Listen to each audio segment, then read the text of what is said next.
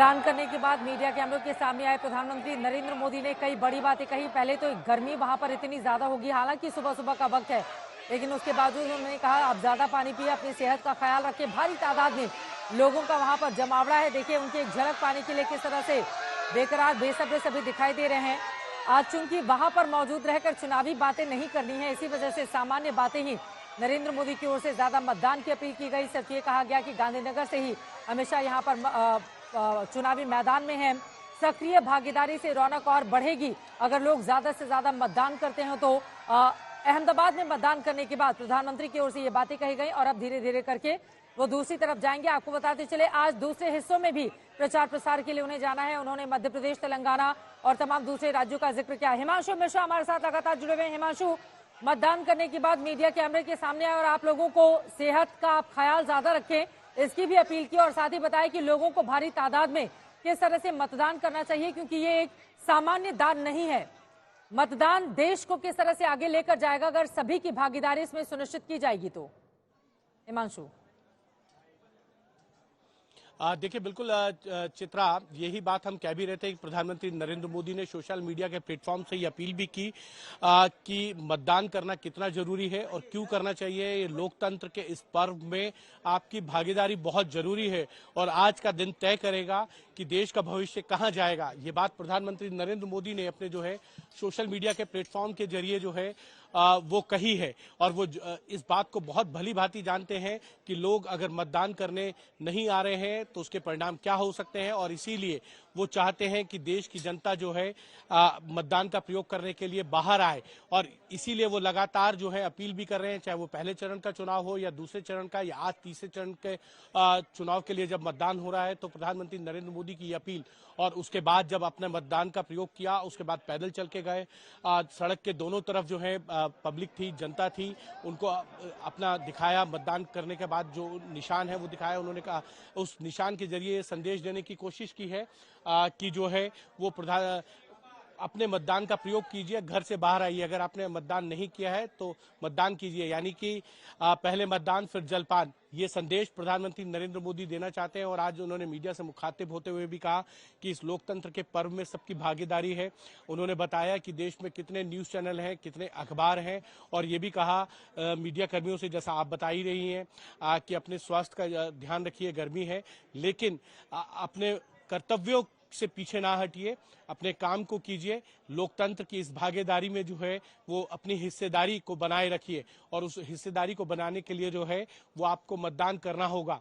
तो कहीं ना कहीं प्रधानमंत्री नरेंद्र मोदी इस बात को भली भांति जानते हैं कि गुजरात की 26 में से 26 सीटें जीतना उनके लिए कितना महत्वपूर्ण है, क्योंकि वो गुजरात से आते हैं। जब वो प्रधानमंत्री बने भी थे तब वो गुजरात के मुख्यमंत्री थे और यहीं से 2014 में भारतीय जनता पार्टी ने जो है 26 में से 26 लोकसभा सीटें जीती थी पहली बार। 2019 में भी इसी करिश्मे को एक बार फिर से जो है वो दोहराया था भारतीय जनता पार्टी ने। महिलाएं और बेटियां किस तरह से बीजेपी का वोट बड़ा बन चुकी हैं। देखिए यहाँ पर महिलाओं ने बुलाया और उसके बाद प्रधानमंत्री उनसे मुलाकात करने के लिए चले गए। वो अपनी बातें भी वहां से कह रही हैं, हाथ हिलाकर सभी का अभिवादन भी स्वीकार किया और देखिए एक महिला किस तरह से उनके कंधे पर हाथ रखकर उनसे बातचीत कर रही है और फिर उनका हाथ पकड़कर अपने माथे से लगाती है। आशीर्वाद लेने की कोशिश की जा रही है इस बेटी की ओर से और वो अपनी कुछ भावनाएं हैं, ऐसा लग रहा है कि वो अपनी भावनाओं को अपने शब्दों के जरिए पीएम के सामने अभिव्यक्त कर रही हैं और प्रधानमंत्री उनका हाथ पकड़कर उनको आशीर्वाद देते हुए दिखाई दे रहे हैं। वहां पर जितने भी लोग खड़े हुए हैं हिमांशु, खासतौर से महिला वोटर्स जो अपनी बड़ी भागीदारी भी सुनिश्चित कर रही हैं और भारतीय जनता पार्टी के लिए कमाल का वोट प्रतिशत भी तय कर रही हैं। बीते 2 चुनाव यही बताते हैं। शशि शेखर जी भी हमारे साथ स्टूडियो में आ चुके हैं। शशि जी, जल्दी से एक टिप्पणी आपकी लेते हुए, अब नरेंद्र मोदी देखिए अक्सर वो कमल के फूल के साथ चुनावी मंच पर पहुंचते हैं, लेकिन आज चूंकि वोट डाल के आए हैं तो लगातार अमित स्याही का जो निशान है उंगली पर लेकर उसको लेकर आगे की ओर बढ़े और बता रहे हैं ज्यादा से ज्यादा मतदान करने के लिए आगे आइए।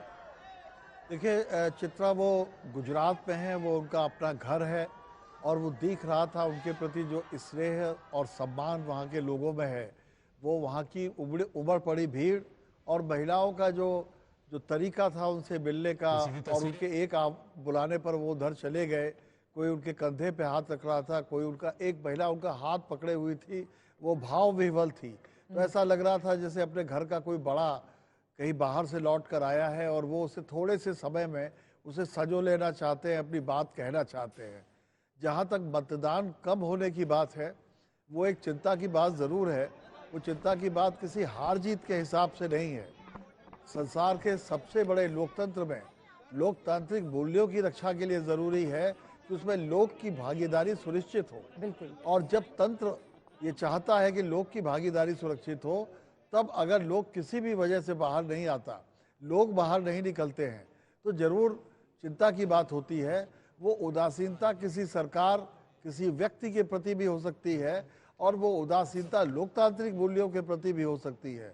दोनों ही स्थितियां खतरनाक हैं, क्योंकि हमें अपनी राय अपने ईवीएम की बटन के जरिए जरूर रखनी चाहिए, जो कि अभी तक इन 2 चरणों में बहुत अच्छा नहीं दिखाई पड़ा और है। अब तो ईवीएम को लेकर देश की सर्वोच्च अदालत ने भी कह दिया है कि उस पर शक करने की जरूरत नहीं है, सब कुछ ठीक ठाक है।